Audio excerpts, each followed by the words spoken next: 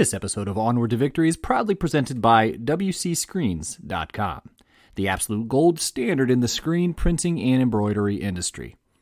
If you have needs in this area, please support our friends and fellow Irish fans at WCScreens.com. And on with the show.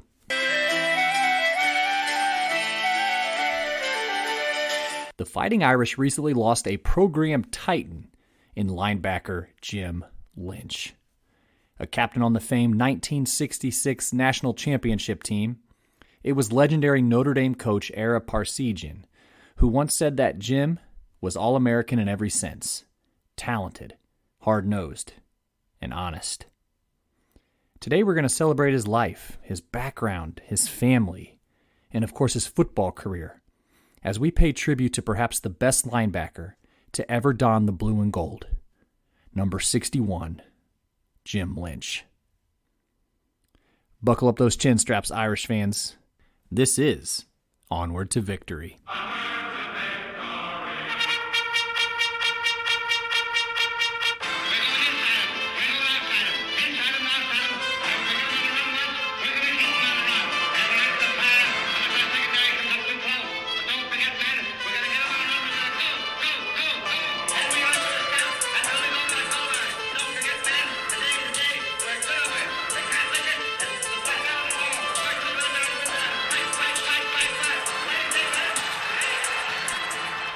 Hello, Irish fans, and welcome to Onward to Victory, a Notre Dame football podcast. My name is Alex Painter, and thank you for joining me today. I have what I believe to be a really nice offering to mark this 66th episode in show history. Not to mention 66th is appropriate, as we will be paying tribute to the captain of the 1966 Notre Dame football team. Oh, captain, my captain, the recently departed Jim Lynch. Before we jump in, a super quick plug. If you want a couple episodes with a few shorter but wildly interesting stories surrounding the university and the Notre Dame football team, go back and listen to the last two offerings, episodes 64 and 65. I called them Alex's Irish Anecdotes, and I blitzed through a series of short, intriguing tales I'd like to think you'd enjoy. But if you haven't already, go back and give them a listen. I think, again, they are very interesting, and I go as far as to say even intriguing. A special thank you to the Consensus All-Americans, those awesome folks who donate to the show and keep the Subway alumni train on the tracks. These kind folks include Michael Finan of Rutherford, New Jersey, Brad Glazier of Williamsburg, Indiana, Will Fuller of Warren, Ohio, and also Dr. Jeremy Scarlett of Whitefish Bay, Wisconsin. If you'd like to get your name called as a Consensus All-American, feel free to visit the virtual tip jars at paypal.me/onwardtovictory for a one-time donation, or, even better, patreon.com/onwardtovictory podcast for ongoing monthly support. Just know that every red cent is so greatly appreciated, folks, and if you're not in a position where you can donate, please just keep listening, keep sharing, tell all your friends about the show, keep that needle moving forward, and I greatly, greatly appreciate it. I'm cutting out all the extra theatrics here for today because we have some really important ground to cover. So, Jim Lynch. Well, this is a name that many, many folks know, especially if you are a Notre Dame fan of a certain age, a Notre Dame football history buff, or if you have strong ties to a small northwestern Ohio city called Lima. Though I personally was born over 2 decades after Jim guided the 1966 Irish team to a national championship, I think I certainly do qualify as a Notre Dame history buff. But much, much more indelibly, I have very strong ties to the small northwestern Ohio city of Lima. As I know I've mentioned several times over the last few years of doing the show here, I was born and raised in Fort Wayne, Indiana. So whereas Lima is northwest Ohio, Fort Wayne is, of course, northeast Indiana. I went to high school in Fort Wayne. I played football at Snyder High School in the city before heading down to play college football at Earlham College, which is, of course, in Richmond, Indiana, where even 12 years after graduating, my wife and I are currently raising our family. But before all of that, both of my parents were born and raised in Lima. even living there until the mid-1980s. I mean, really just before I was born. So they both spent the first 3 decades or so, well, I guess for my mom, not quite 3 decades, in Lima before moving to Fort Wayne. My mom attended Lima Central Catholic. My dad attended Elida High School, which is just outside Lima in the rural part of the county. And you know what else? My bonus dad, who married my mom in 2016, he also attended Lima Central Catholic, which will come up here later in our story. And my older brother, Ben, was born in Lima as well. But the point is, I grew up hearing Jim Lynch's name. And not just because he ultimately landed in the College Football Hall of Fame, or because of a prolifically productive professional career. How's that for alliteration? Not just because of the sheer civic pride the Lynch family brought to this proud, blue-collared city of Lima, Ohio, but because Jim Lynch was my cousin. My first cousin, actually, once removed. So it's true, my grandma was named Geneva Hahn. Hahn, of course, being her maiden name. Jim's mom was Geneva's sister, Marie Hahn. So Jim's actually my mom's first cousin, ergo, again, my first cousin once removed. And, despite hearing his name many, many times growing up as a boy in Fort Wayne, I never had a chance to meet him. And as an adult, even as I would finally get to the point where I probably had the means to pull off such a meeting, I never did. And it's funny because just last month, I was talking to my mom about this. She works at one of the Catholic churches in Lima and had mentioned she saw Jim's contact information come through the parish office in some way, shape, or form, and that she'd pass along his information to me so I could maybe ask him about being a guest on the show. She actually later told me she wrote him. Though Jim lived in Kansas City where he spent his entire professional career, I was pretty convinced that if I could just merely make contact with him, even using my mom as a conduit, I was pretty sure I could have him on the show. But really, what superseded even this feeling that I could have this incredible guest for this show was that I'd finally get a chance to meet and speak to this member of the family, someone whom I share blood with, and that I'd only heard about in my 3.5 decades on Earth here. And then, like most of you, I heard on July 21st, 2022, that Jim had passed away at age 76. So, unfortunately, that episode and meeting won't come to fruition. But I do offer you this as something of an alternative. I carried my weight, the life and legacy of Jim Lynch, right after this.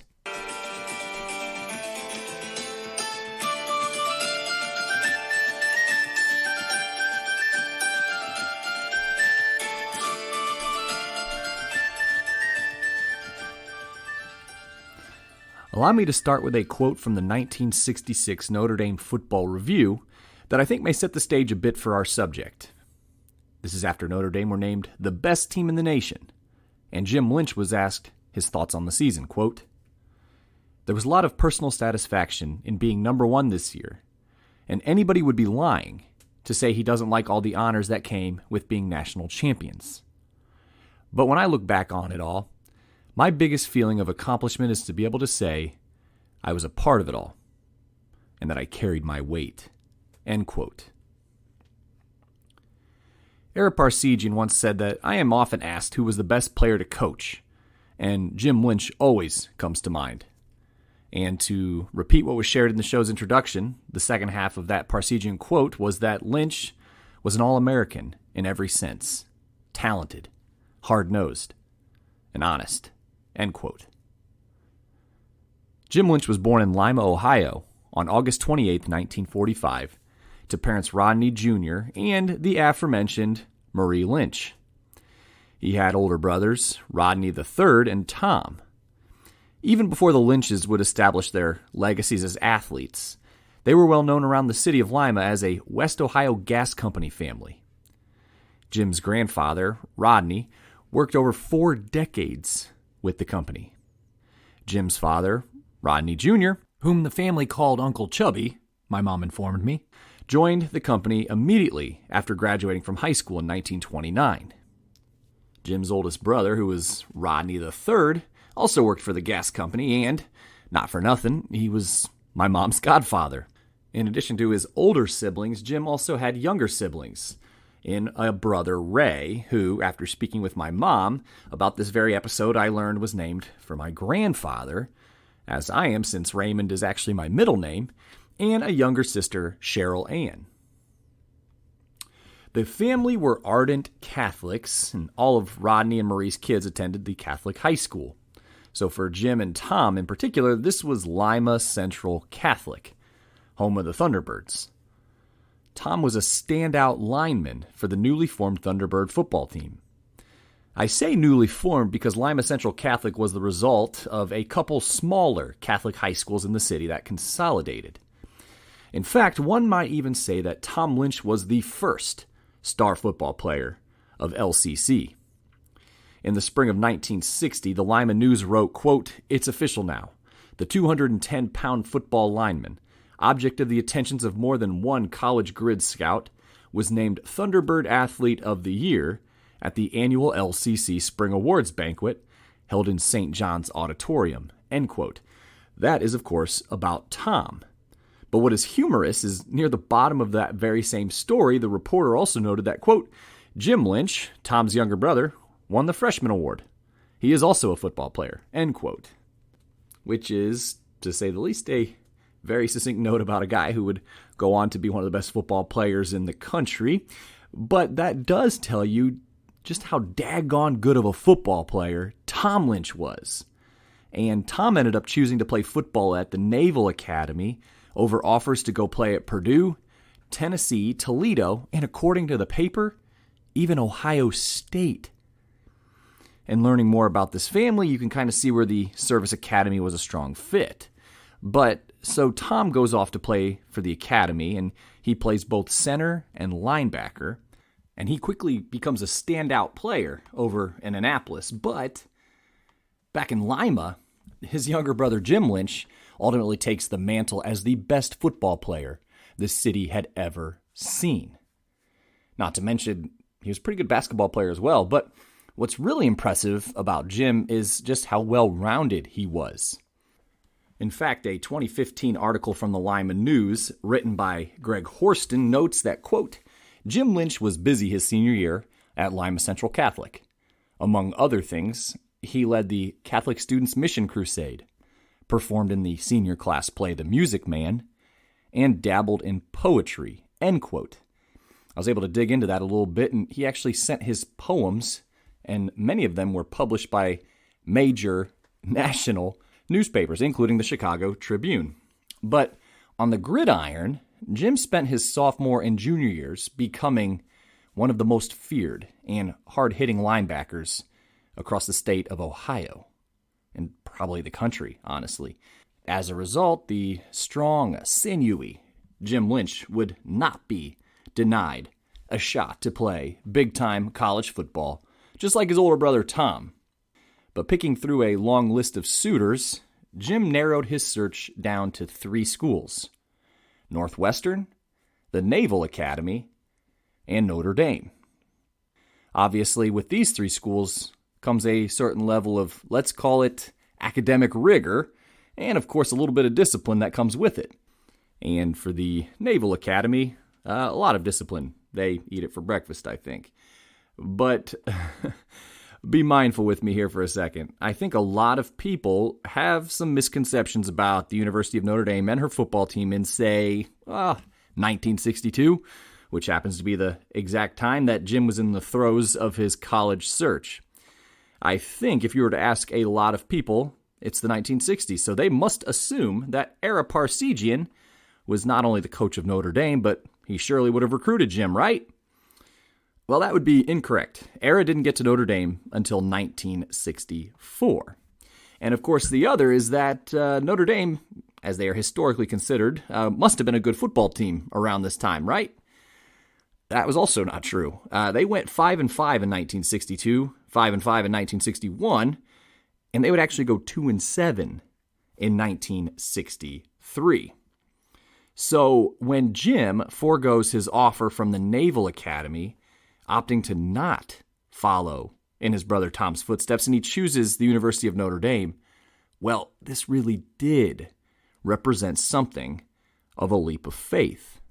According to Jim, years later, it even seemed like his parents thought it was a foregone conclusion that he was heading to the academy to be with Tom, who, by the way, heading into the 1963 season, his senior year, Tom, he was named team captain on a team that theoretically Jim would have been a freshman on. But according to John Heisler's book, Then Era Said to Joe, quote, the way Jim Lynch sees it, he had probably the only Irish Catholic parents in the state of Ohio who might have had the slightest twinge of regret at his decision to accept a football scholarship from the University of Notre Dame, end quote. So Jim opts for the Fighting Irish. Now we know that Notre Dame would have possessed that Catholic spirit and that Catholic ethos and grounding that Jim would have found appealing. But also, of course, South Bend, Indiana is just a heck of a lot closer to Lima, Ohio than Annapolis, Maryland is. So South Bend rests about 150 miles northwest of Lima. So in the modern day, it's about, maybe about 3 hours or so by car. But Fort Wayne represents about your 1/3 mark with your trip. So you will go from Lima, you'll go through you'll go through Fort Wayne before you hit Lima. And Jim actually sticks with the Fighting Irish even after that disastrous, aforementioned 2-7 1963 season, which cost head coach and longtime Notre Dame man Hugh DeVore his job. So Jim was on the freshman team during that 1963 campaign because, of course, this was during the time that freshmen couldn't compete at the varsity level. That wouldn't change for about another decade or so. I think it was 72-73 when freshmen at basketball and football were able to compete at the varsity level. But anywho, of the 49 members of the freshman team, Jim was named one of the top 4 prospects in the 1963 issue of the Football Review. So during his freshman year, Jim is obviously making good on the freshman team, which is the best, absolutely best he can do. But just as a quick aside, Notre Dame and Navy squared off in 1963. Again, Tom was a senior on that team, and he was a captain, and they absolutely shellacked the hapless Irish 35-14. Tom had some help, though. Navy had a certain Heisman Trophy winner under center at quarterback by the name of Roger Staubach. But as I mentioned, Jim didn't dress since he was a freshman, but there was quite a bit of press dedicated to that particular game, and really to plenty thereafter. For a while, it was actually hard to talk about the Notre Dame-Navy rivalry without bringing up the Lynch brothers. As a quick testament to this, I did an episode a couple years ago about the Navy-Notre Dame rivalry. And yes, I brought up the Lynch brothers. But to use Jim's words that he once said to John Heisler, quote, both Notre Dame and Navy stand for a whole lot more than just a place to go to school, end quote. And of course, here's one for your back pocket, just in case it should come up at trivia night at your favorite Irish watering hole. That 1963 Navy victory marked the last one for the Academy until 2007. Who could forget that wild 3-overtime win for Navy?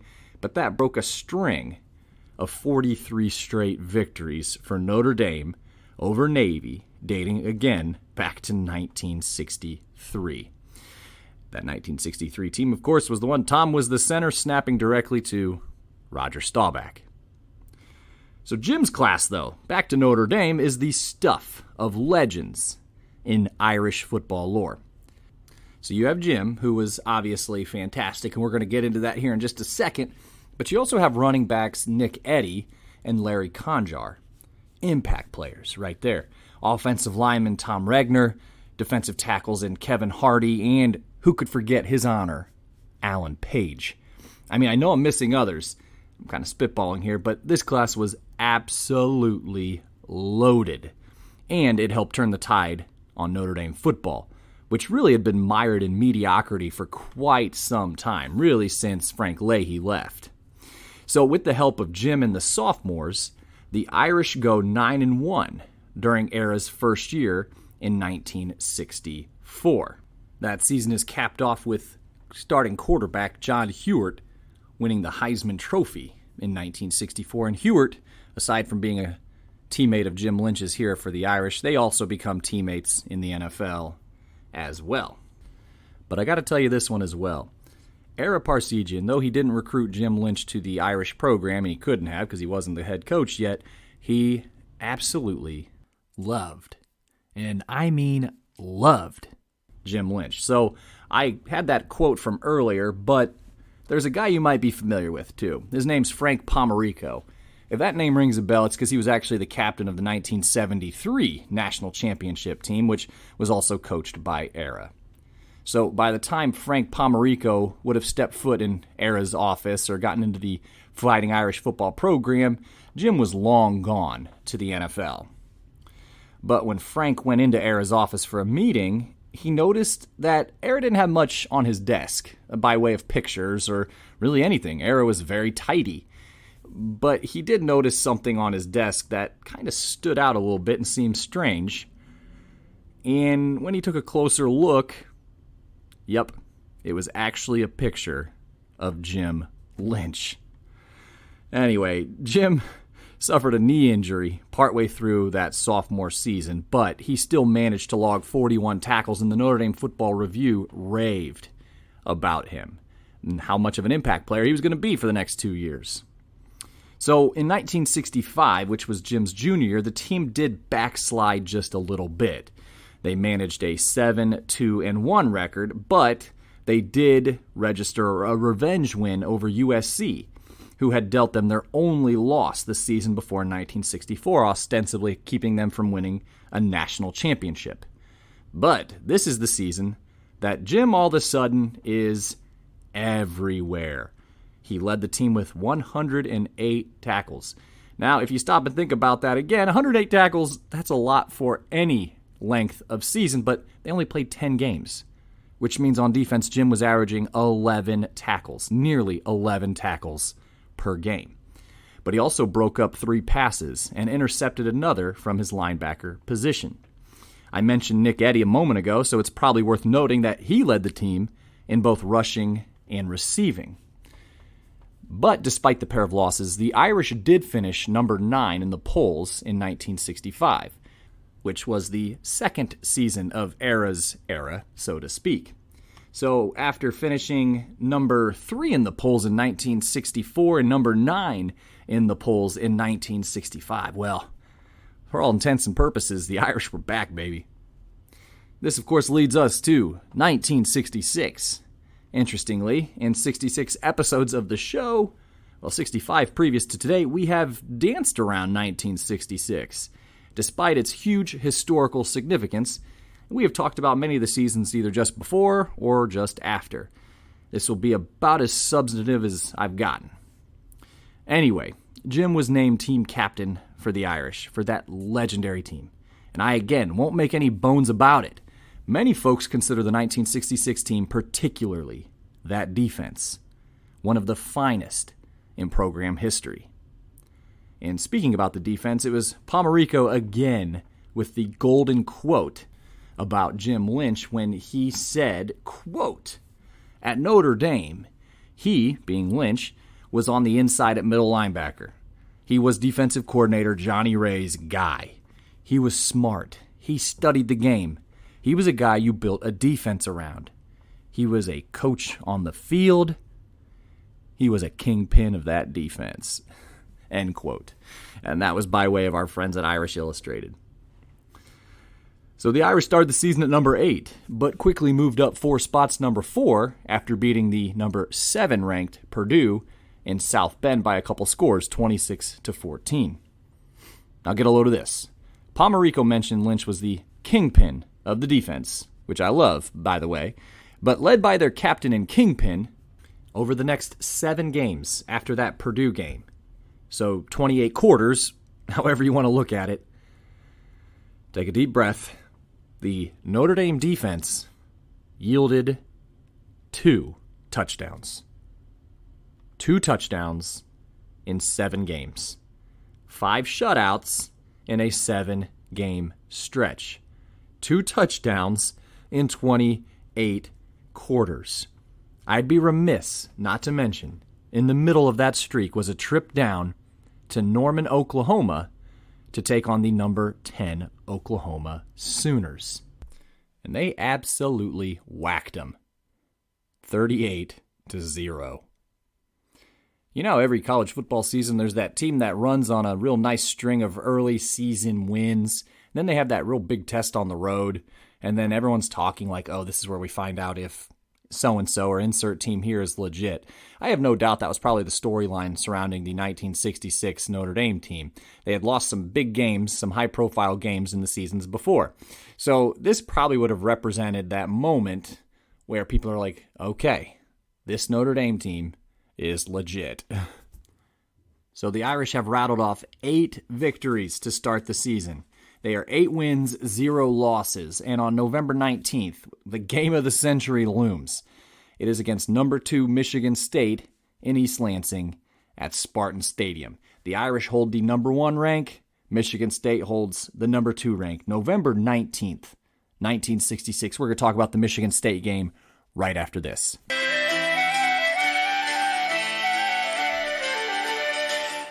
This November 19th, 1966 matchup is still widely regarded as one of the biggest Notre Dame games in history. So let's lean into Jim a little bit and let him share some what he thought made this game special. He shared it with UND.com back in 2016 to celebrate the 50th anniversary of both the team and the game. Quote, "I was glad that we finally got to the Michigan State week. We kept on winning and Michigan State kept on winning. And people kept on talking about the showdown that was going to be happening in November. We would wind up having 40 or 50 reporters at our practices that week. We weren't used to having 40 or 50 people at practice ever. They're not only watching practice, but they all had a paper and pencil in their hand as well.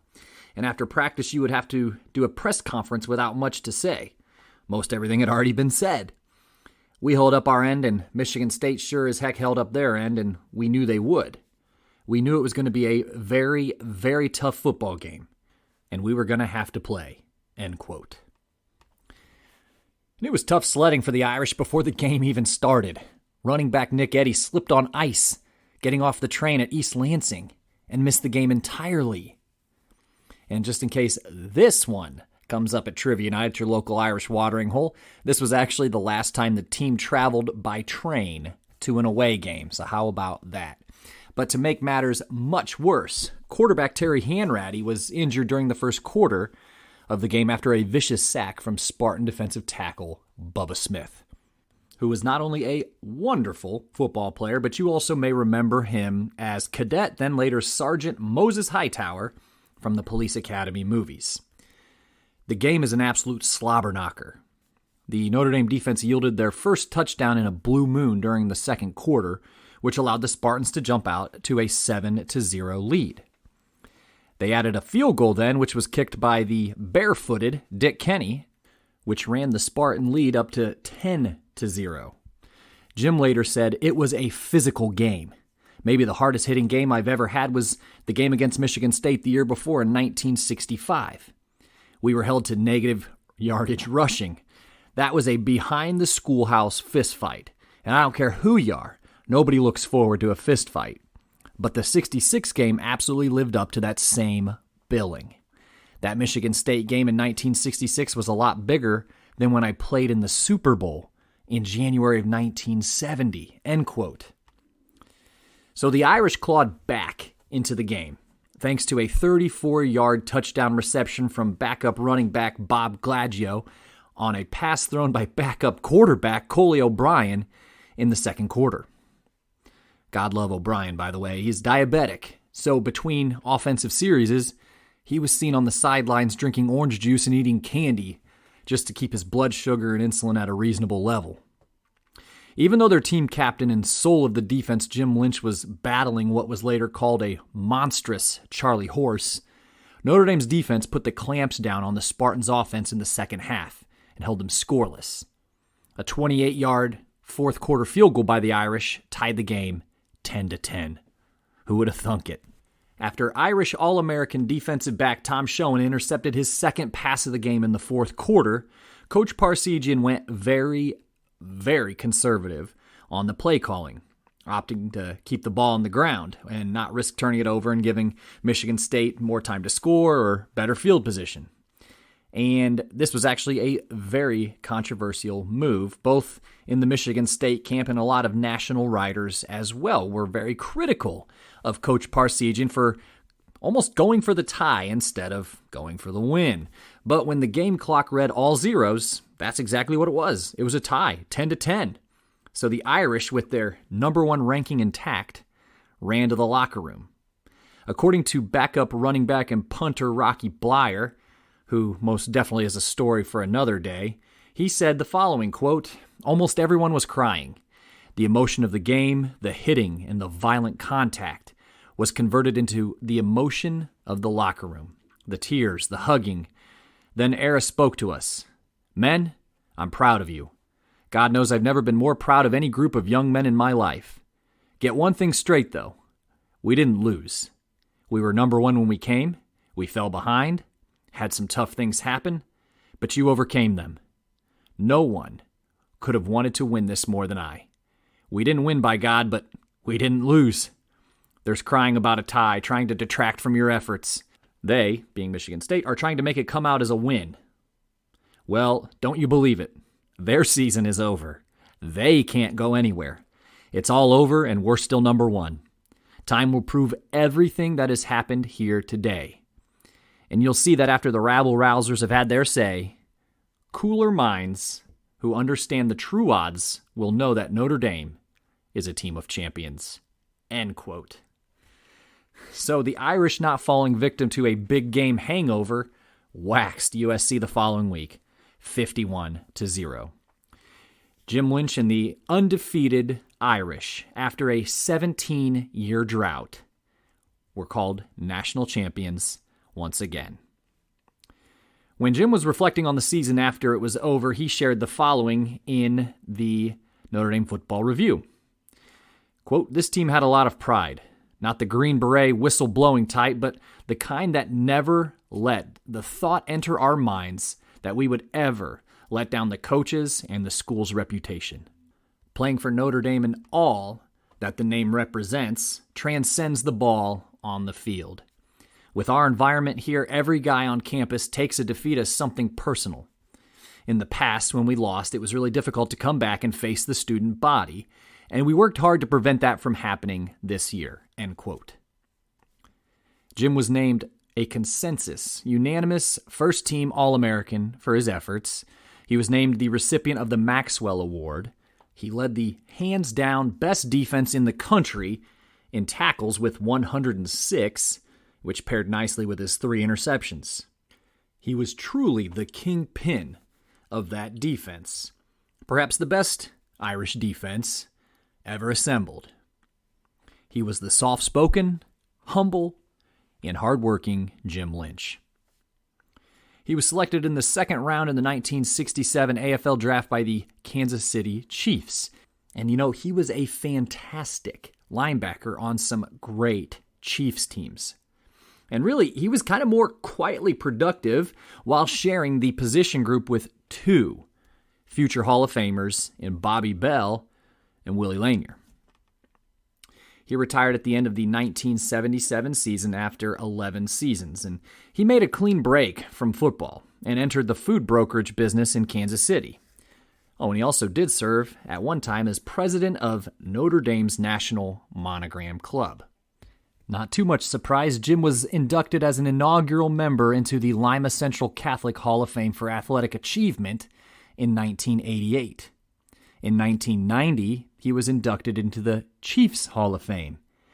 And then he was inducted into the College Football Hall of Fame in 1992. His brother Tom later became an admiral in the United States Navy and is still living today. Their younger brother Ray played a season of football at Xavier University in Cincinnati. In 1962, their mother, again my grandmother's sister, Marie Hahn, told the local Lima paper that, quote, "We have no set pattern in raising our children. We have been blessed with very obedient children who are willing to work," end quote. In Jim's recent obituary, it was written that He was an amazing man who will be greatly missed by those with whom he came into contact. His life was dedicated to his faith, his family, his friends, and his community. He was a good man who always tried to do the right thing. In using Jim's words, he carried his weight. Rest in peace, Jim Lynch. And I'll be right back with show wrap.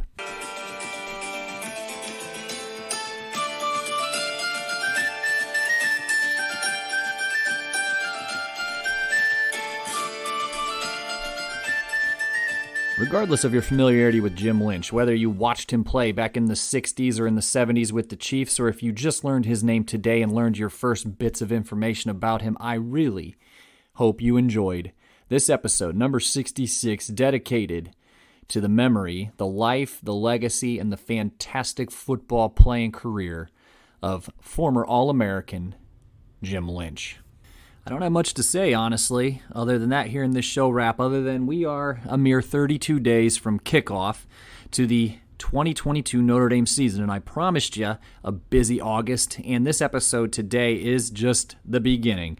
So next episode, I will be pulling in my compadre, my co-contributor, Matt Gehring, and we will be walking through the fourth annual at this point, season preview episode. So please be on the lookout for that. Please make sure that you're subscribed to the show, and that way you can be alerted to all of the new and the latest episodes, and that way also you can go back and listen to all the old ones too. As you may be aware, the vast majority of the themes and subjects of these episodes don't have an expiration date. The stories are going to be good today, they're going to be good tomorrow, they're going to be good years from now. All right, well, no dilly, no dally today. I'm going to get you folks on your way. I hope you enjoyed this latest offering of Onward to Victory, a Notre Dame football podcast, wrapping up episode number 66, dedicated to the memory of the captain of the 1966 National Championship football team, Jim Lynch. This has been Onward to Victory, a Notre Dame football podcast, and in kindness, I am your host, Alex Painter. And as always, go Irish.